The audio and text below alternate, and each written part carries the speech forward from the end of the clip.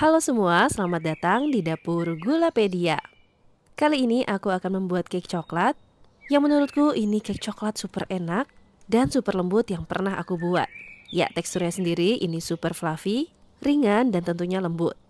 Untuk namanya ini adalah coklat castella cake, di mana cake yang satu ini pernah viral banget. Dan bagi teman-teman yang ingin beli, cake ini biasanya ditemui di mall-mall yang biasanya dijual dengan harga yang cukup mahal. Tapi ternyata bahan-bahannya mudah dan cara buatnya juga nggak sesulit itu loh. Jadi bagi teman-teman yang ingin buat di rumah, baik buat cemilan, sajian, atau bahkan ide jualan, bisa banget nonton video ini sampai selesai ya. Step pertama, kita buat dulu adonan kuning telurnya. Pertama tadi aku masukkan 80 gram susu dan 50 gram minyak sayur. Setelah itu masukkan tepung terigu protein rendah sebanyak 55 gram dan juga coklat bubuk sebanyak 25 gram. Untuk bahan-bahan keringnya, ayak terlebih dahulu agar lebih mudah tercampur rata dan gak bergerindil. Nah, tinggal diaduk rata semuanya. Dan setelah tercampur rata kayak gini, selanjutnya akan kita masukkan kuning telurnya.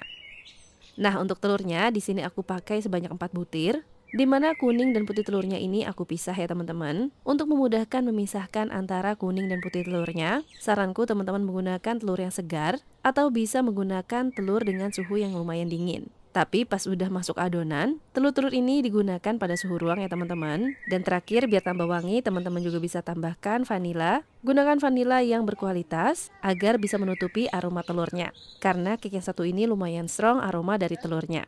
Nah, adonan kuning telurnya kita sisihkan dulu. Di wadah yang lain kita kocok putih telur bersamaan dengan 1 sendok teh cuka.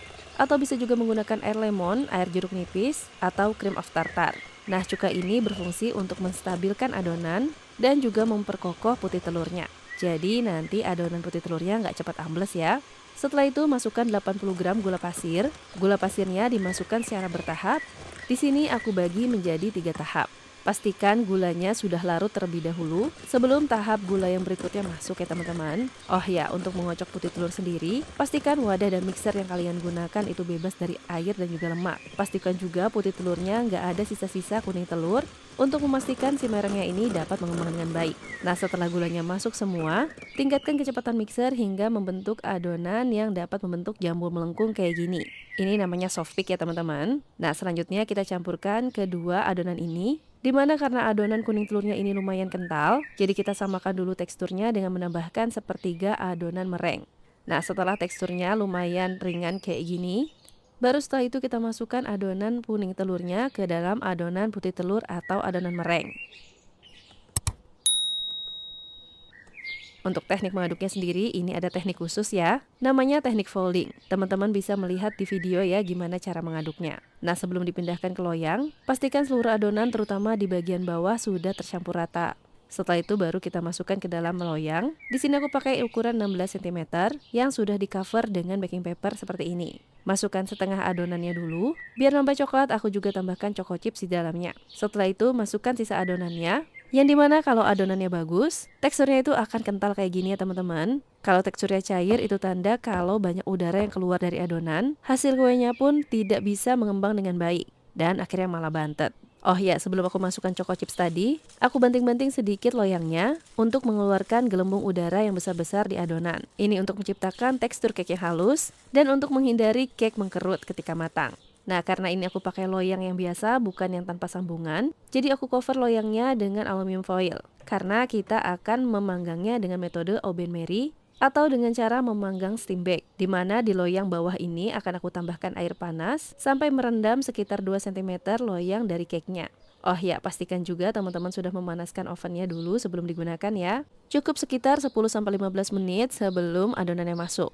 Nah, ini kita panggang dengan suhu 150 sampai 160 derajat Celcius selama 60 sampai 90 menit. Untuk tes tingkat kematangannya, teman-teman bisa melakukan tes tusuk. Dan ini dia kuenya udah matang. Walaupun agak sedikit retak nggak masalah ya teman-teman. Ini nggak bakal ngaruh sama rasanya walaupun tampilannya jadi kurang cantik menurutku. Nah, setelah matang, cake ini dalam keadaan panas wajib langsung dikeluarkan dari loyangnya agar kuenya nggak kempes secara drastis. Walaupun pada basicnya cake ini setelah benar-benar dingin bakal menciut sedikit dari volume aslinya. Tapi itu nggak masalah ya teman-teman, asal nggak secara ekstrim atau menciut banget. Nah, setelah benar-benar dingin baru bisa kita potong-potong sesuai dengan selera. Oh ya, kalau teman-teman ingin permukaannya mulus banget, selain berpengaruh dari kekakuan kocokan meringue, ini juga berpengaruh besar dari suhu untuk kita memanggang tadi. Jadi pastikan teman-teman mengenal oven masing-masing, karena memanggang kue ini tuh nggak boleh terlalu panas ya teman-teman. Dan ini di hasilnya, cakep banget kan? Teksturnya super lembut dan fluffy, dan nggak seret sama sekali ketika dimakan. Karena pakai metode Oven Mary, teksturnya malah cenderung moist seperti cake yang dikukus. Rasa coklatnya juga enak dan mantap banget. Wah, pokoknya kamu wajib coba di rumah. Terima kasih telah menonton.